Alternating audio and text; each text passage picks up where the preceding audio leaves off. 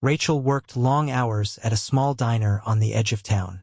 It wasn't glamorous, but it paid the bills, or at least most of them. She was a single mother doing her best to provide for her 6-year-old daughter, Emma. Between rent, groceries, and school supplies, every penny counted. Rachel's days were a blur of coffee pots, sticky counters, and endless orders. But no matter how tired she felt, she always made time for Emma. Her little girl was her light, her reason to keep going, even when life felt overwhelming. One chilly Tuesday morning, Rachel faced a problem.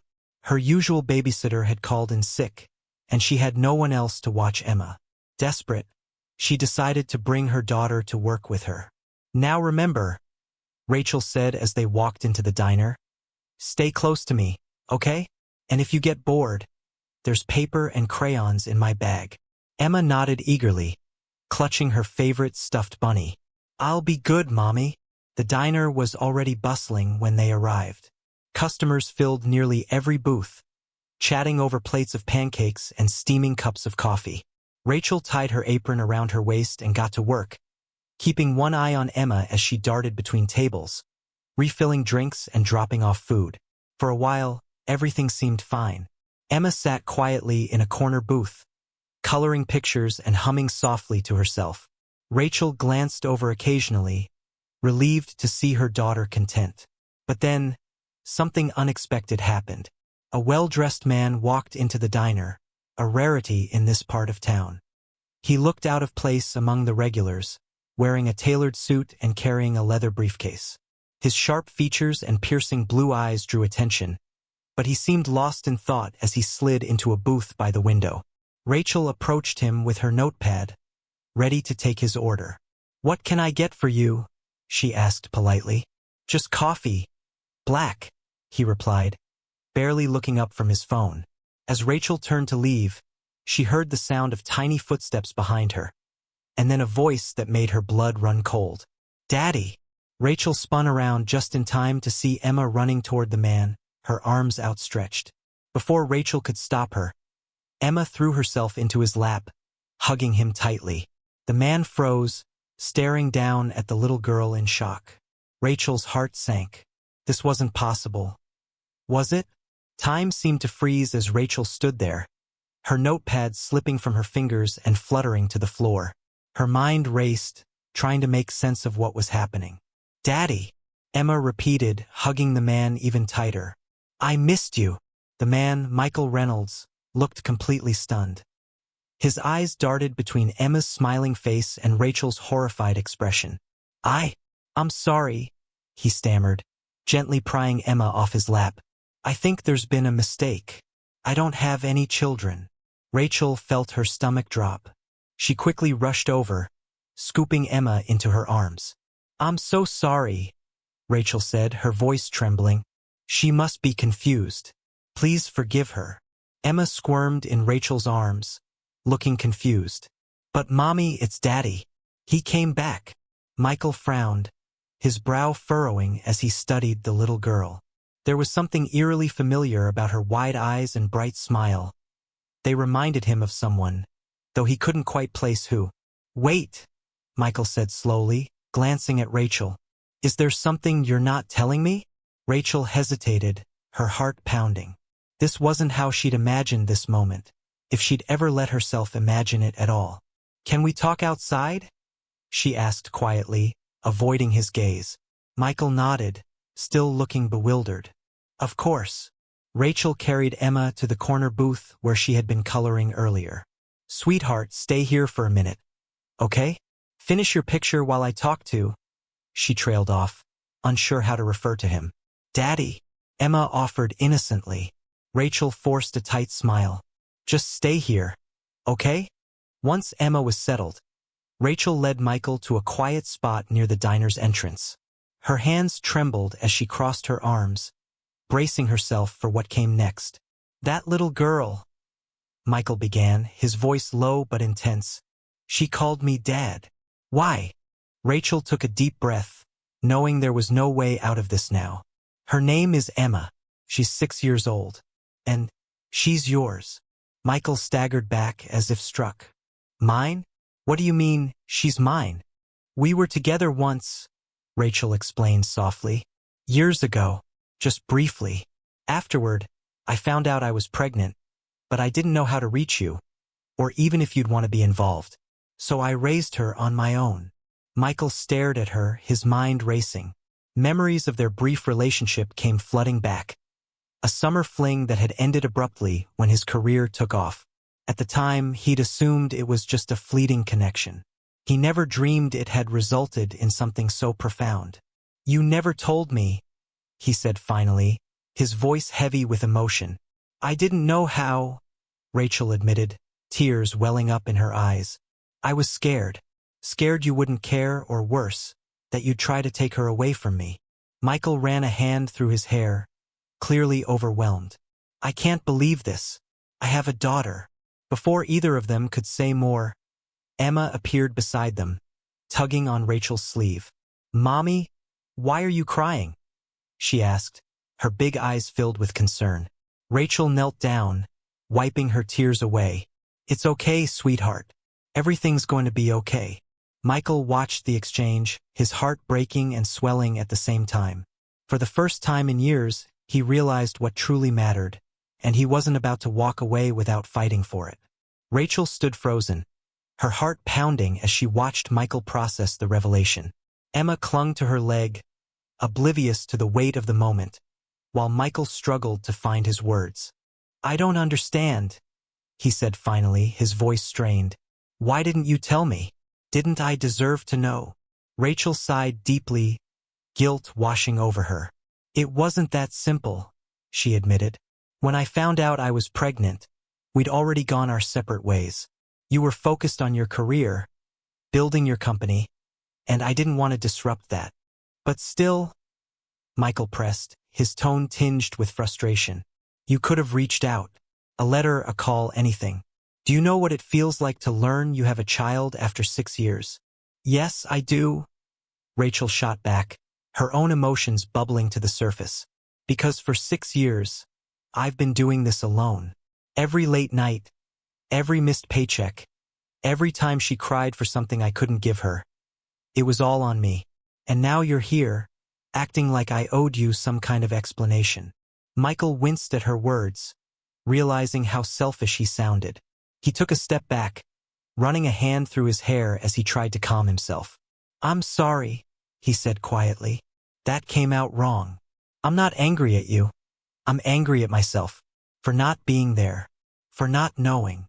Rachel softened slightly, seeing the pain in his eyes. I didn't keep her from you because I wanted to punish you, she explained. I did it because I was scared. Scared you wouldn't care. Scared you'd try to take her away. And mostly, scared I wouldn't be enough for her. Michael nodded slowly, understanding creeping in. You've done an incredible job raising her, he said sincerely. She's amazing, smart, kind, full of life. That's all you. Tears spilled down Rachel's cheeks, and she quickly wiped them away. Thank you, she whispered. Just then, Emma tugged on Michael's sleeve, pulling his attention to her. Are you really my daddy? She asked, her voice small but hopeful. Michael knelt down so they were eye to eye. Yeah, sweetheart, he replied softly. I am. And I'm so sorry I wasn't here before. Emma studied him for a moment, then threw her arms around his neck. I forgive you, she said simply. The words hit Michael like a tidal wave. He hugged her tightly, blinking back tears of his own. As Rachel watched the tender moment unfold, she felt a flicker of hope. For the first time, maybe this could work. But trust wouldn't come easily, and they both knew it. There was still so much to figure out. The days that followed were a whirlwind of emotions for Rachel, Michael, and Emma. After their conversation at the diner, Michael insisted on staying in touch, starting with small steps to build trust. He offered to take Emma out for ice cream later that week, an invitation she eagerly accepted. Rachel, however, remained cautious. While part of her wanted to believe Michael's intentions were genuine, another part feared he might disappear again, or worse, try to take Emma away from her. You don't have to worry, Michael assured her during one of their phone calls. I'm not here to disrupt your life or take over. I just want to be part of hers. And yours, if you'll let me. His sincerity caught Rachel off guard. She had spent so long guarding herself against disappointment that she wasn't sure how to respond. I need time, she admitted finally. This is all happening so fast. For both of us. I get it, Michael said softly. Take all the time you need. But please know I'm serious about being here. For good. True to his word, Michael began making an effort to connect with Emma. Their first outing was simple, a trip to the local ice cream shop, but it meant the world to Emma. She chattered nonstop, telling him about her favorite cartoons, her best friend at school, and the picture she'd drawn of their family, which now included him. Michael listened intently, marveling at how easily she opened up to him. It was clear she hadn't held any grudges. She simply wanted to love him and be loved in return. For Rachel, watching them bond was bittersweet. On one hand, she was relieved to see Emma happy. On the other, she couldn't shake the fear that this newfound connection might unravel everything she'd worked so hard to build. One evening, after tucking Emma into bed, Rachel sat down with Michael at the kitchen table. They talked openly about the past, the mistakes they'd both made and the challenges ahead. I messed up, Michael admitted. Big time. Not just by not knowing about Emma, but by letting work consume my life. I thought success would make me happy, but now I see what really matters. Rachel nodded, her defenses softening. We've both made mistakes. The question is, can we move forward together? For Emma's sake. Yes, Michael replied without hesitation. Whatever it takes. Though there was still much to figure out, Rachel felt a glimmer of hope. Maybe, just maybe, they could create something beautiful out of the broken pieces of their past. Over the next few weeks, Michael became a regular presence in Rachel and Emma's lives. He started small, picking Emma up from school on Fridays, helping her with homework, or taking her to the park on weekends. Each interaction was an opportunity to build trust, not just with Emma but also with Rachel. At first, Rachel kept a watchful eye on every outing, ensuring Michael didn't overstep boundaries. But as time went on, she began to relax, noticing how genuinely invested he was in being a father. One Saturday morning, Michael arrived at their apartment with a surprise for Emma, tickets to a children's theater performance downtown. I thought we could make it a family day, he said, glancing nervously at Rachel. If that's okay with you, of course. Rachel hesitated. The idea of spending the entire day together felt like uncharted territory. But she also knew it was important for Emma to see them working as a team. Sure, she agreed finally. Let's give it a try. The outing went better than either of them expected. They laughed together during the play, shared popcorn at intermission, and even stopped by a diner afterward for milkshakes. For the first time, Rachel allowed herself to imagine what life might look like with Michael fully involved. Not as a replacement for her role, but as a partner. Emma beamed throughout the day, clearly thrilled to have both her parents together. This is so fun, she exclaimed as they walked back to the car. We should do this all the time. Rachel smiled, though part of her still held back. She appreciated Michael's efforts, but years of independence had taught her to guard her heart carefully. Later that evening, after tucking Emma into bed, Rachel sat down with Michael in the living room. You've been great with her, she admitted softly. She's really happy. So are you, Michael replied, his tone cautious but warm. I can tell you're starting to trust me more. That means everything to me. It's not easy, Rachel confessed. I've spent 6 years doing this alone. Letting someone else in. It's scary. I know, Michael said gently, and I don't expect you to forget everything overnight. All I want is to prove that I'm here, for both of you, no matter what. His sincerity touched her deeply. For the first time, Rachel realized that rebuilding their family wouldn't mean losing control. It would mean sharing the load. As the night drew to a close, Rachel felt a sense of peace she hadn't known in years. Maybe, just maybe, they were finding their way toward something stronger than either of them had imagined. As weeks turned into months, the bond between Michael, Rachel, and Emma grew stronger. What had started as tentative steps toward co-parenting blossomed into a genuine partnership. Michael proved himself reliable, showing up for every planned visit and going above and beyond to support Emma's needs. Whether it was helping her practice reading or cheering her on at her school play. For Rachel, letting Michael into their lives wasn't easy, but she found comfort in seeing how much joy he brought to Emma.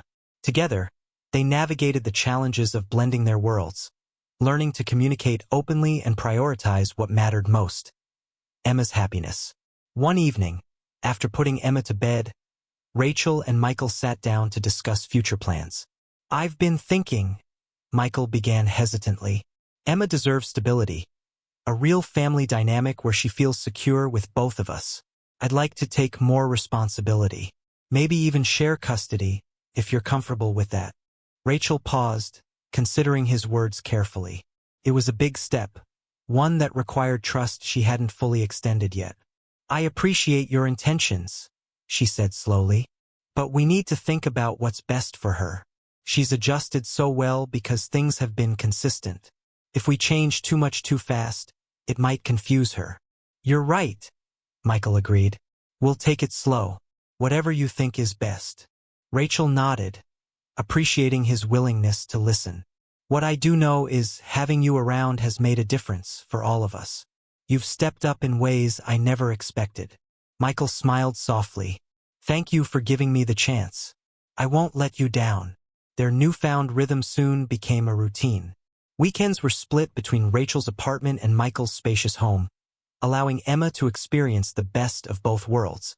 Rachel marveled at how seamlessly they worked together now, consulting each other on decisions and supporting one another through parenting challenges. One afternoon, as they watched Emma play soccer in the park, Rachel turned to Michael with a smile. "She's thriving," she said warmly. "And honestly, so am I. I couldn't have done this alone." "Neither could I," Michael replied, meeting her gaze. "We make a good team." For the first time in years, Rachel felt hopeful, not just for Emma's future, but for her own. They weren't the traditional family she'd once imagined, but they didn't need to be. What they had was built on love, forgiveness, and a shared commitment to doing what was right. Months later, the transformation in their lives was undeniable. Michael had fully embraced his role as a father, attending parent-teacher conferences, teaching Emma how to ride a bike, and even helping Rachel with household repairs when needed. For Emma, having two loving parents actively involved in her life felt like a dream come true. Rachel, too, found herself letting go of old fears. With Michael sharing the responsibilities of parenting, she finally had time to focus on herself, pursuing hobbies she'd long neglected and even considering going back to school to advance her career. One crisp autumn morning, as they prepared for Emma's birthday party at Michael's house, Rachel reflected on how far they'd come. The backyard was decorated with balloons and streamers, and Emma ran around laughing, her face painted like a butterfly. "She's so happy," Michael said, standing beside Rachel as they watched Emma play with her friends. "I never thought I'd get to see this side of life. The joy of being a dad." "Me neither," Rachel admitted with a smile. "When I think about where we started, it feels like a miracle." Michael nodded, his expression thoughtful. "We've come a long way, and honestly, couldn't have done it without you. You've been an incredible mom, and an amazing partner through all of this." Rachel blushed slightly, touched by his words. "We're a team now. That's what matters." As the day went on, surrounded by laughter and love, Rachel realized something profound. Family wasn't defined by perfection or tradition. It was about connection, resilience, and the willingness to grow together. Later that evening, after the guests had left and Emma was fast asleep, Rachel sat on the porch with Michael, sipping hot cocoa under the stars. "I used to feel like I was carrying the weight of the world alone," Rachel confessed quietly. "But now, it doesn't feel so heavy anymore." "That's because you don't have to carry it alone," Michael replied. "We're in this together, for Emma and for each other." Rachel smiled, feeling a deep sense of peace. Their journey hadn't been easy, but it had been worth every step. Together, they had created something beautiful. A family rooted in forgiveness, trust, and unconditional love. And as they looked toward the future, one thing was certain. No matter what challenges lay ahead, they would face them side by side. And that's the end of The Waitress, The Daughter, and The Millionaire. Glowing star. We hope you enjoyed this heartfelt story about love, forgiveness, and the power of family.